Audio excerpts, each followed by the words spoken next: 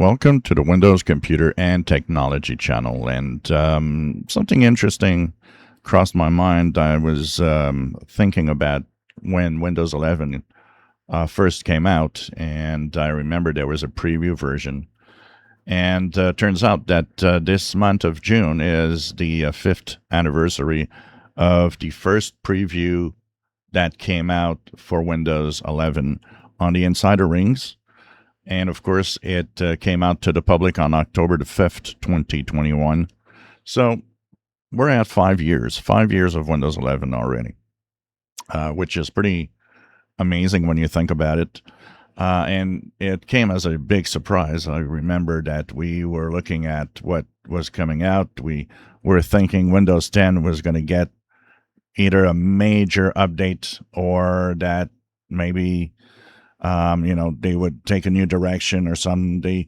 Windows 10 was thought to be, and even though Microsoft itself did not say that, some people remember that a developer did say, well, there's the last version of Windows.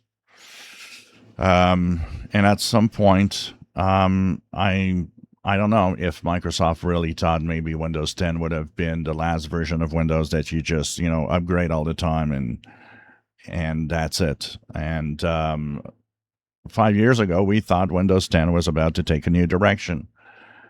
We're at 5 years now of a new operating system. Windows 11 came out and everybody was surprised. It was really not something that was announced much in advance. Everybody just fell down a chair, and of course a lot of things went from interesting, good, and sour. And the first things were, of course, the famous TPM requirement and the TPM chip requirement. The other one was the generation of CPU that you need to run Windows 11. It created a barrier for a lot of people in getting Windows 11 or not. Of course, still to this day, you can run Windows 11 on an older machine that has Windows 10 and doesn't have these requirements. Yet that minimum requirement for most people was something that prevented them from going there. And for a lot of people, it also meant buying a new PC. And so that was the first controversy of Windows 11. When I look at the blog posts and when I look at all the hate that Windows 11 has, and including the hate comments that I get here on the channel, I think a lot of it has to do with that minimum requirement that made a lot of people mad. For the rest, it's a change. Some people didn't like certain things. They didn't like the start menu in the center. There's a lot of hate that went through this new version of Windows. It did have its up and downs over the years also. But overall, I've been using it since the beginning and pretty quickly adopted it as my main operating system and left Windows 10 behind pretty much. I do not have a Windows 10 computer anymore. Everything here is now running Windows 11. And it works great on all machines, and for most people it works great. A lot of people are in the impression that I'm not going there.